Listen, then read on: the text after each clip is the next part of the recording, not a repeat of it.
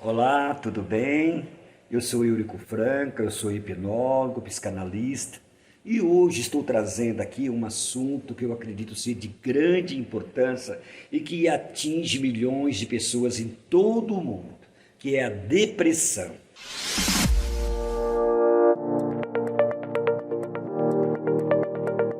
Então, a depressão é a dor da alma, é a dor que a gente aparentemente não vê a depressão, mas quem sente sabe o que eu estou falando. É um transtorno profundo, efetivo, que se caracteriza de uma longa duração. É uma tristeza de longa duração. Estima-se que no mundo mais de 350 milhões de pessoas sofrem com depressão. A depressão não tem nada a ver com tristeza. Ela é muitas vezes confundida com a tristeza, apesar de ser coisas completamente diferentes. Depressão é uma alteração do humor, é uma tristeza profunda, duradoura. É aquilo que vai se machucando, que se vai ferindo, né? Primeira coisa que ela atinge é o humor, é a falta de energia, tanto energia física, energia mental. Aí vai para a sensibilidade do corpo, aí vem a dor, vem os sintomas físicos que leva a pessoa realmente a não querer fazer mais nada.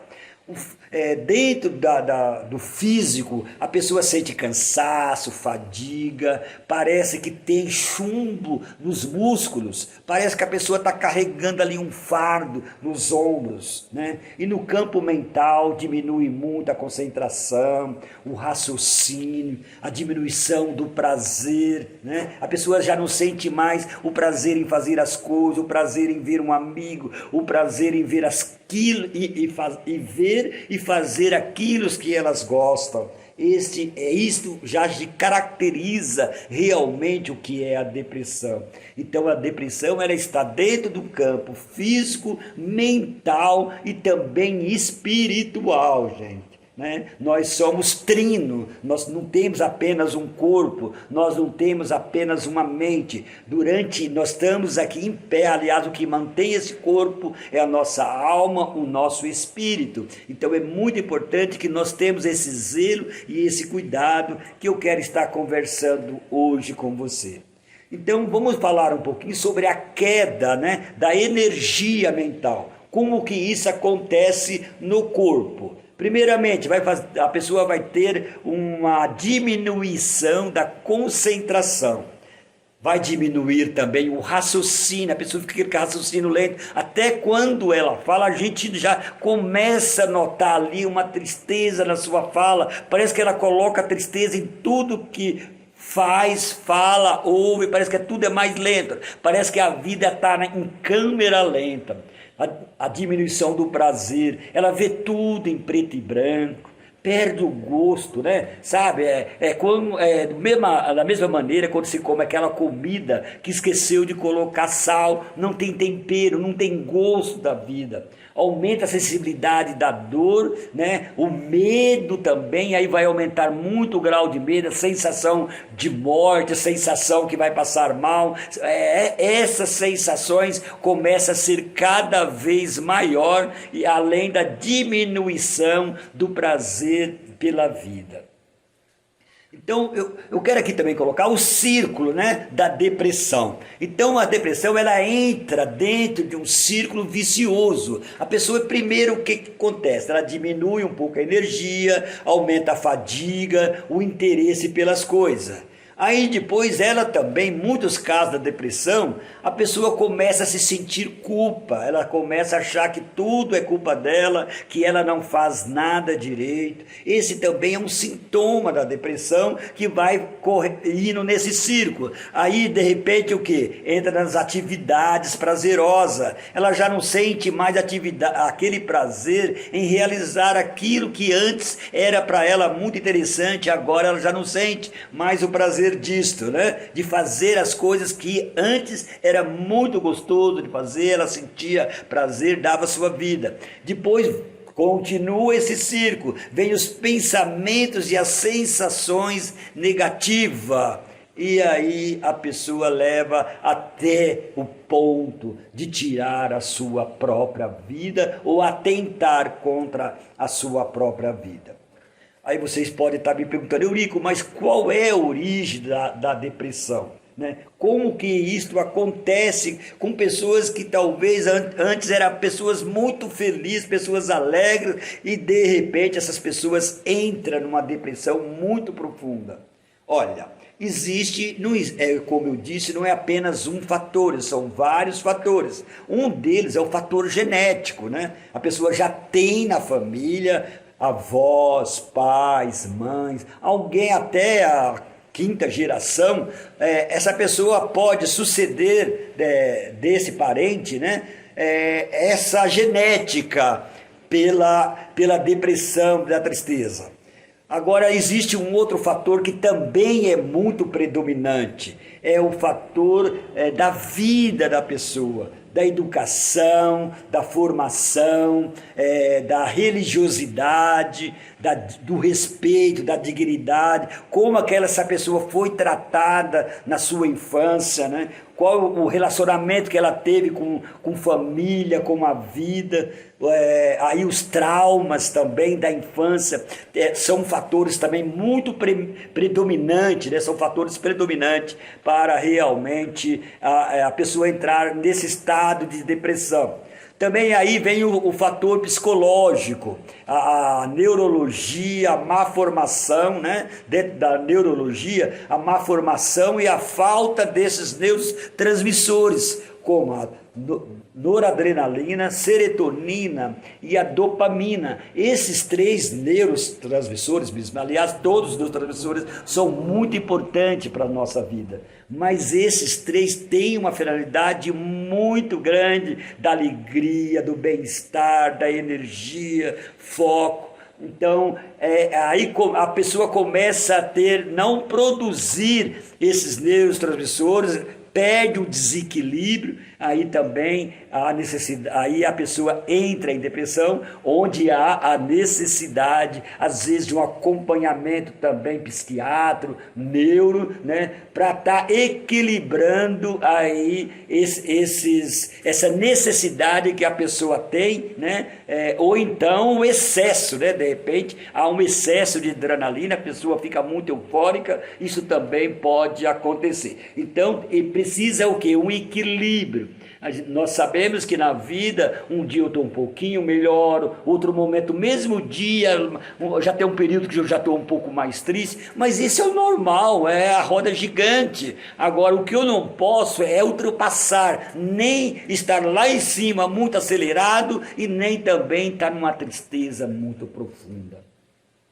Existe um outro fator também muito predominante que leva muito à depressão, são as pessoas que têm um envolvimento com as drogas. E quando eu falo droga, é todo tipo de droga. Todo tipo de droga também altera o sistema nervoso central. E é muito importante, gente, que nós tomamos um cuidado precioso. Lembra que eu falei da importância dos neurotransmissores? O que acontece quando eu faço uso de qualquer tipo de droga, inclusive as drogas lícitas? Elas vão alterar, vai mexer com algo que tem um padrão. Eu tenho realmente aquele momento que eu estou alegre pelos fatos da vida, pelas coisas que aconteceu, ao momento que eu estou triste, pelos fatos também da vida que está acontecendo, de acordo com a minha vida, mas isso está no equilíbrio. Aí para me sentir uma brisa, para me sentir muito melhor, às vezes um medo, alguma coisa que eu tenho, eu vou beber. Quando eu bebo, eu altero o equilíbrio desses neurotransmissores, a produção desses neurotransmissores. Aí eu estou mexendo também, seria como a gente mexer com uma caixa de marimbondo, né? Aí é muito perigoso. Aí o que vai acontecer? Eu vou precisar sempre estar usando essa substância, né, para voltar a ter aquele equilíbrio. E em pouco tempo que eu uso, eu sinto a necessidade. Mas isso é um tema para uma outra conversa, né? Eurico, mas qual a maneira, como a gente identifica se uma pessoa está com depressão ou se ele está passando por um momento aí que não é uma fase difícil da vida? Então não existe um exame clínico que vai identificar se a pessoa está ou não depressiva. Não tem uma radiografia, não tem um exame de sangue, não existe uma maneira de identificar. As identificações, elas são feitas em intermédio daquilo que a pessoa traz, da duração desse sofrimento, do tamanho das causas que isso aí está ocasionando, aonde aí o profissional da saúde vai identificar em que depressão e que grau está essa depressão. Eu quero falar um pouquinho também sobre comportamento aprendido. Como a nossa mente aprende, ela aprende o tempo inteiro, né? Todos os momentos. Imagina numa situação que você é uma pessoa que não tem problema de depressão, mas está passando por um momento difícil na vida. Então você às vezes sente-se triste, sente desanimada. É o normal que às vezes acontece com qualquer um. Mas como você reage diante da situação? Você reage dançando, pulando, brincando, correndo, ou você normalmente costuma não querer muito barulho, você se recolhe, você quer ficar num silêncio? Normalmente é isso que acontece. Mas e a sua mente inconsciente? Ela está aprendendo com tudo isso, ela está criando essas âncoras, que quando eu não estou bem, eu fico triste, que aí eu fico mais tranquilo, eu fico em paz comigo mesmo, né? Eu vou me recolher, e isso vai se repetindo algumas vezes, isso vai ficando mais normal. Quando a pessoa nem percebe, ela já está ficando depressiva. E porque tudo que entra na sua mente, tudo que você ouve, tudo que você fala, inclusive o que você pensa, vai influenciar na sua vida. A verdade é que as pessoas também, muitas vezes, parece que elas não buscam a felicidade na vida, é o contrário. As pessoas às vezes buscam a infelicidade. Elas sabem que alguma coisa, elas não se dão bem, ela fala, não, na casa daquela pessoa eu não vou, toda vez que eu vou eu me sinto mal. Mas estas pessoas acabam muitas vezes fazendo aquilo que elas não querem fazer e acaba tendo o resultado que elas também não gostariam de ter. E aí Freud fala uma coisa que eu acho muito certa. Freud fala assim, que vivemos em função do prazer e da felicidade. Todos nós vivemos em função do prazer e da felicidade, mas que acabamos buscando a infelicidade. E pior é o seguinte, né? Quando a gente encontra a felicidade, a gente se decepciona, parece que é uma surpresa, né? Então vamos imaginar que você foi lá no almoço, na casa de uma pessoa que você não queria, que você já fala, nossa, quando eu vou lá, eu saio de lá ruim. Mas você foi. E depois se surpreende que você está passando mal, que você não está bem, que foi um domingo que estragou o seu dia. Então isto é muito normal, gente. Na verdade, Deus nos criou vencedor. Nós nascemos vencedores, mas a vida vai nos condicionando a perder. As pessoas costumam ir em locais que não querem, fazer aquilo que não quer. Às vezes comem aquilo que não gosta, que não quer.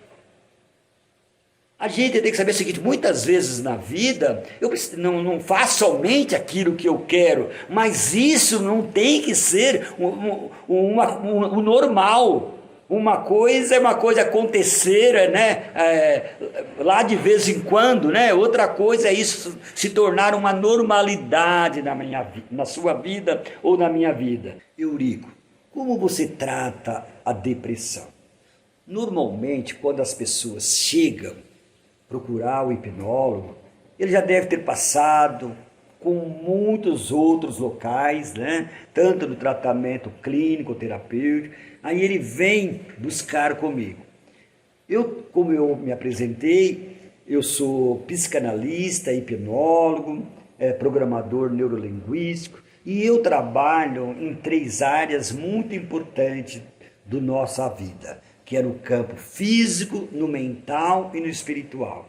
No físico, eu trabalho muito com o corpo, com o exercício do corpo, fazer com que a pessoa, mesmo que ela esteja ali querendo recolher, fazendo aqueles hábitos costumeiros, que ela comece a dançar, que ela sai daquela situação, que ela usa o seu corpo para sair daquela situação. Não que ela está com vontade de fazer isso, mas não precisa da vontade. Lembra do comportamento aprendido que eu falei antes? Então isso é muito importante, como você está reagindo. Então é reagir, mas reagir, por exemplo, fazendo uma coisa que você gosta, mesmo que você agora no momento não quer fazer isso, né? Mas a sua mente vai aprender a lidar de outra maneira com essa situação. Comer alimento saudável, isso é muito importante também, principalmente as frutas, né? Os legumes, carnes brancas, isso é muito importante. Agora também, gente, eu peço para as pessoas todos os dias, se possível, né, fazer um relaxamento.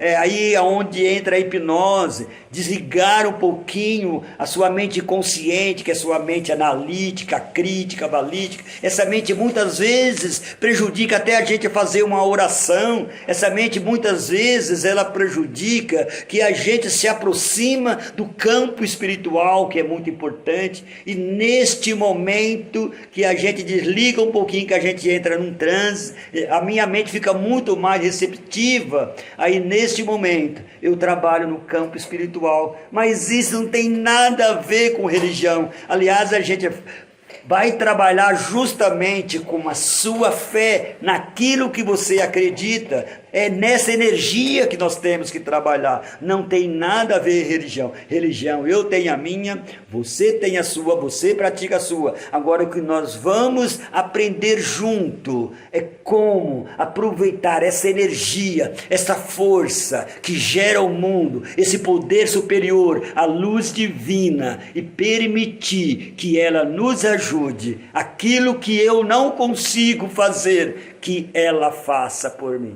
Entendeu? Então eu abri esse campo mental e permiti que essa energia, que essa força espiritual tome conta da minha vida. Eu trabalho na comunidade terapêutica, um novo recomeço, uma comunidade que trabalha com dependente químico. Eu atendo lá todas as segundas-feiras. Eu faço atendimento também aqui em Diadema, no centro de Diadema, e também realizo atendimento online com pessoas do mundo inteiro. Então, se vocês sentiram a necessidade de conversar ou agendar uma terapia comigo, vou deixar aí os meus dados, as minhas redes sociais, o meu WhatsApp aí abaixo, e eu me coloco à disposição. E toda e qualquer pergunta pode fazer ou pelas redes sociais ou pelo WhatsApp, que eu vou atender você com maior alegria. Eu vou aqui lançar um desafio com você. Se você agendar uma terapia comigo e não ficar satisfeito, você não vai pagar nada por essa terapia. E eu ainda vou ficar muito grato pela oportunidade que você me deu, né, de trabalharmos juntos. Ok? Muito obrigado. Fica com Deus. Gratidão.